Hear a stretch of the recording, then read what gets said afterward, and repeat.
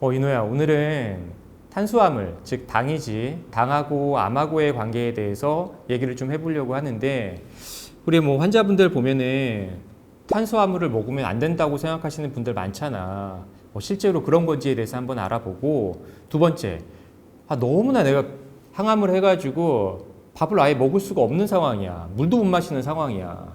그럴 때도 실제로 탄수화물, 내가 좋아하는 빵이라든지 뭐 냉면이라든지 이런 것마저도 먹으면 안 되는지에 대해서 한번 알아보자고. 그리고 만약에 우리가 그렇잖아. 평생을 쌀을 먹어온 민족인데 밥을 안 먹고 살 수는 없잖아. 하루 세 끼 이제까지 밥 먹고 살아왔는데, 그렇다면 올바르게 당을 섭취하는 방법이 어떤 것들이 있는 건지에 대해서 한번 알아보자고.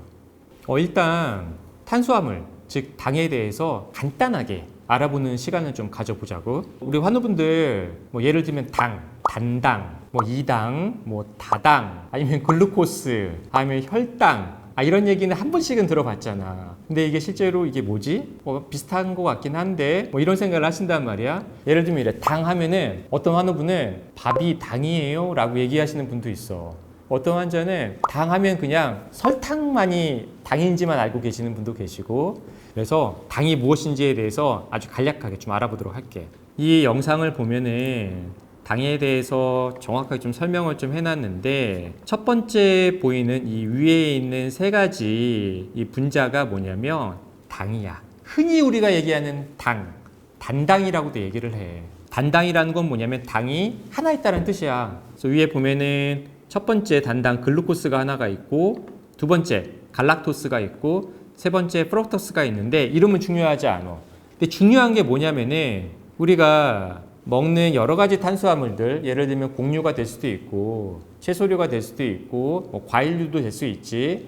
이러한 것들이 단당류로도 존재하기도 하고 이당류로도 존재하기도 하고 다당류로도 존재하기도 해. 다당류라는 거는 당연하게 길게 이어진 것들이야. 그래서 결국은 뭐냐면 우리가 먹은 것들이 잘게 부서져 가지고 우리 몸 안쪽으로 들어와야 되는데, 이러한 당들이 우리 몸 안으로 들어올 때는 반드시 단당류로만 들어와야 돼. 그러니까 이당류나 다당류는 우리 몸 안으로 들어올 수가 없어. 만약에 들어오려면 어떤 과정을 거쳐야 되냐면은 이 긴 이 사슬들이라고 보통 표현해. 단당류들이 막 이어져 있겠지?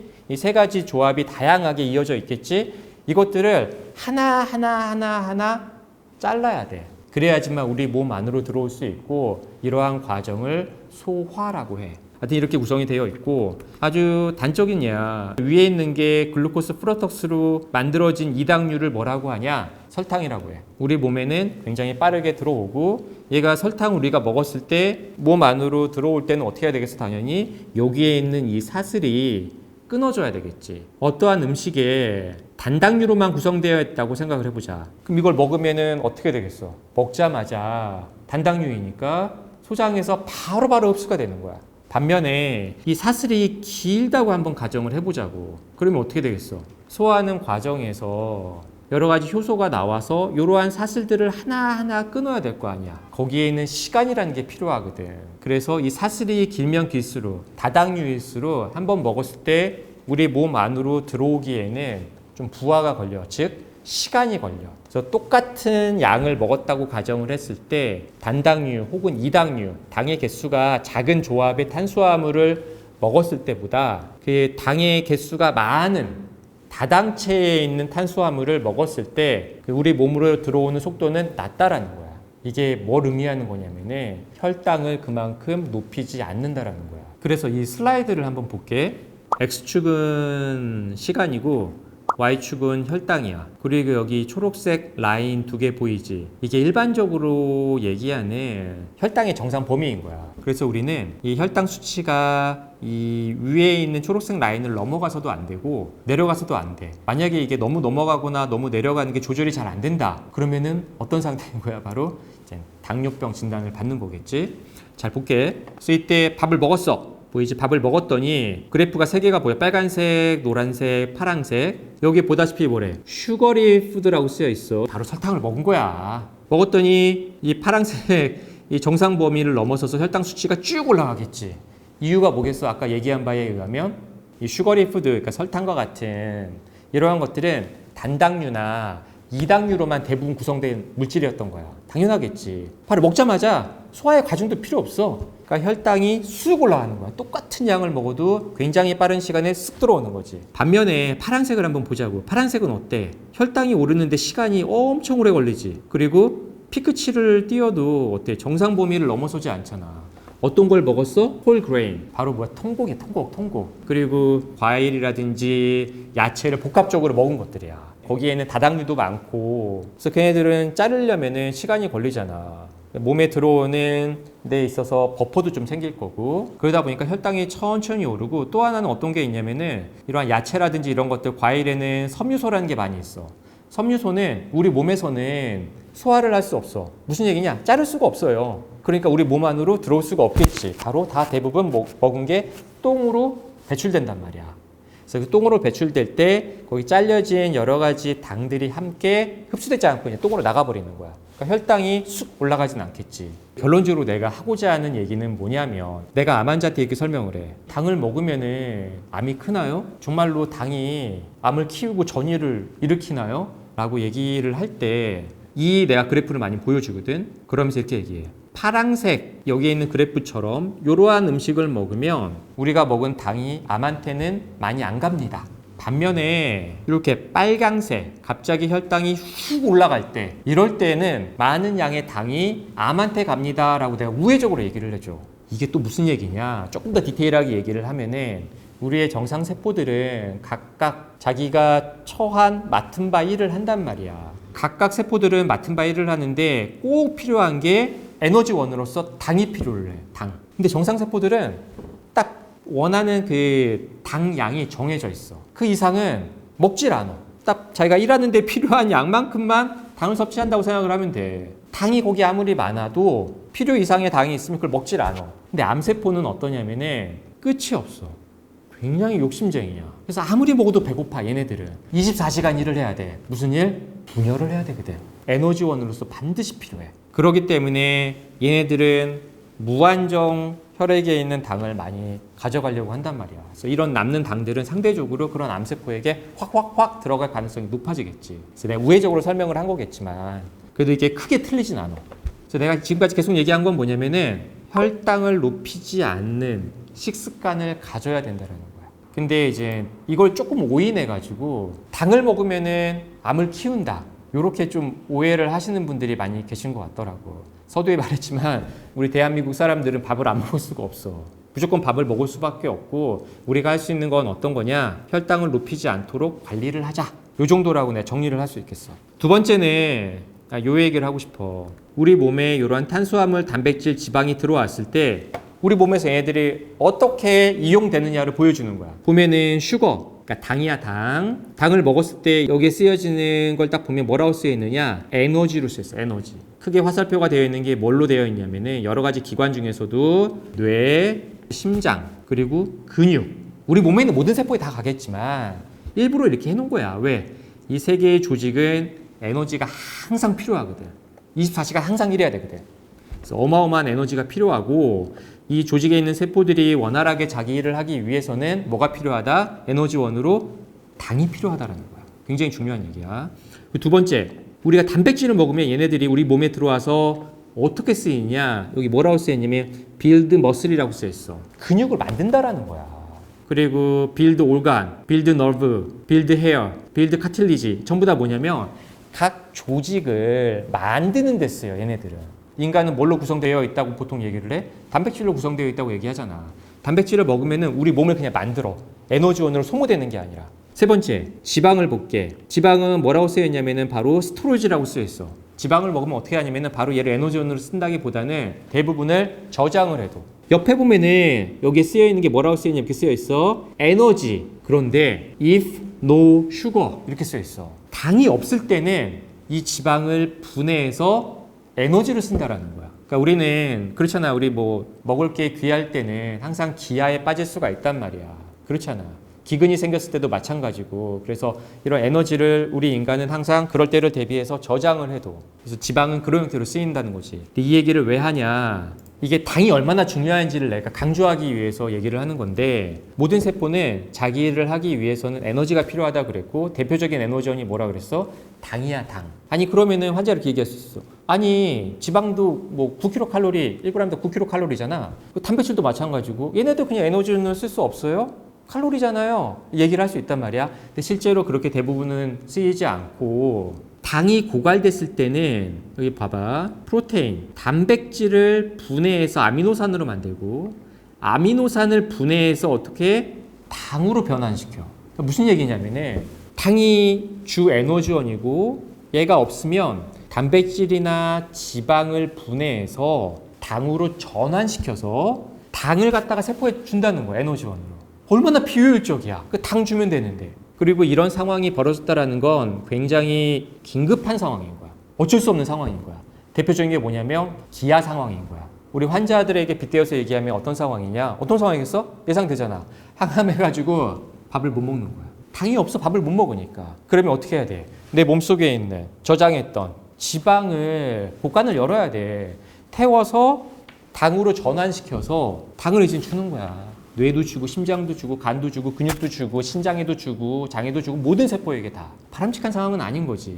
만약에 지방도 많이 부족해. 그럼 어떤 일이 벌어지느냐. 나 이렇게 얘기를 하는데 자기 살을 자르는 거야. 팔을. 예를 들면 근육을. 잘라가지고 세포들은 에너지를 안 주면 죽으니까 생명활동이 안 되니까 자기 팔을 잘라가지고 단백질 갖다가 분해시켜서 당으로 전환시켜가지고 에너지원으로 쓰이는 거야. 너무나 긴급한 상황이니까. 이 일을 다 어디에서 하냐면은 간에서 해. 간. 이거 하는데도 에너지가 필요해요. 쓸데없이. 그러니까 무슨 얘기냐? 우리 몸에서는 적절한 양의 탄수화물 공급이 필요하다라는 거야. 만약에 내가 탄수화물 많이 먹으면 당이 혈액에서 많이 떠다니면 암세포가 이걸 많이 먹어가지고 감이 커요. 아무리 그렇다고 얘기를 한다고 해도 우리 몸에서는 당이 부족하면 당을 만들어내. 그러니까 일정한 혈당을 유지한다는 거야. 이게 굉장히 안 좋은 거야. 이게 왜 좋겠어 이게. 쓸데없이 에너지 소모하는 거고. 우리 암 환자가 밥을 못 먹으면 이런 일이 벌어진다는 거야. 당이라는 거는 가장 세포들이 이용할 수 있는 효율적인 에너지원이고 너무나 소중한 것이고 그리고 먼저 에너지원으로는 무조건 당을 이용하고 당이 없을 때는 지방을 태우고 지방도 없을 때는 이제 단백질을 태운단 말이야. 그래서 너무나 당이 많으면은 문제가 되겠지. 아까 얘기한 바처럼 우리 세포들은 필요한 양만큼만 혈중에 있는 당을 섭취한다 그랬잖아. 남은 당들은 암세포에게 많이 가겠지만 그럼에도 불구하고 요거는 유지해야 된다 이거야. 그 정상 범위는. 그래서 내가 항상 꼭 환자한테 강조를 하고 그래서 당에 대해서 너무 공포감을 갖지 마세요라고 얘기를 하는 거야. 심지어 어떤 환자들이 있냐면 이런 환자도 있어. 당이 암을 키운다라는 여기 조금 사로잡혀가지고 항암제 때문에 밥을 못 먹는데도 영양제로 투여를 안 받아. 탄수화물 공급 안 하면 어떤 일이 벌어지는지 대충 예상이 되잖아. 그렇지. 근데 그 사람이 굉장히 말랐어. 아니 지방도 없어. 그러면은 우리 몸속에 있는 각 조직들이 제 역할을 못해. 단적으로 골수에 있는 골수 조직이 제 일을 할 수 있겠어? 골수 조직이 하는 게 뭐겠어? 우리의 면역 세포들을 만드는 건데 제대로 그걸 할 수 있겠어? 생산을 할 수가 있겠어? 에너지가 없는데? 우리가 손해보는 게 훨씬 크다라는 거야. 그걸 좀 알았으면 좋겠고. 그래서 결론. 그러면은 당을 우리가 어떻게 섭취를 해야 되느냐? 세상에 정답이라는 게 없다고 난 생각하지만 그래도 요 정도만 좀 지키자라는 측면에서 몇 개 좀 내가 적어왔는데 첫 번째, GI 수치가 낮은 음식을 섭취하자는 거야. 그러니까 같은 양의 탄수화물을 먹어도 바로 혈당을 훅 올라가지 않게끔 아까 얘기했던 것처럼 파란색 그래프처럼 혈당이 천천히 올라가면서 정상 범위를 좀 넘어서지 않도록 이러한 GI 수치가 낮은 음식을 섭취하고 GI 지수가 낮은 음식은 뭐예요? 라고 묻는다면 인터넷에 GI 낮은 음식 이런 거 치면 쭉 나와 있어. 뭐 참고하면 될 것 같고 두 번째 이것도 하나의 방법인데 뭐 환우분들 많이 이걸 알고 있고 이렇게 식사하시는 분들도 많어. 반찬을 먼저 좀 많이 먹고 밥을 조금 그 뒤로 이렇게 먹는 거야. 순서를 좀 바꿔서. 그럼 반찬에는 또 뭐 수분도 많이 있고 영양분도 많고 한데 이거 좀 먹다 보면 약간의 포만감이 있어서 이 탄수화물 섭취를 조금 줄일 수 있는. 세 번째, 이것도 너무 뻔한 건데 뭐가 됐든 그 쌀이 됐건 뭐 밀이 됐건 뭐가 됐건 전부 다 통곡으로 먹자. 통곡이 도정한 것보다 왜 암 환자한테 좀 좋냐면은 뭐 여러 가지 이유가 있지.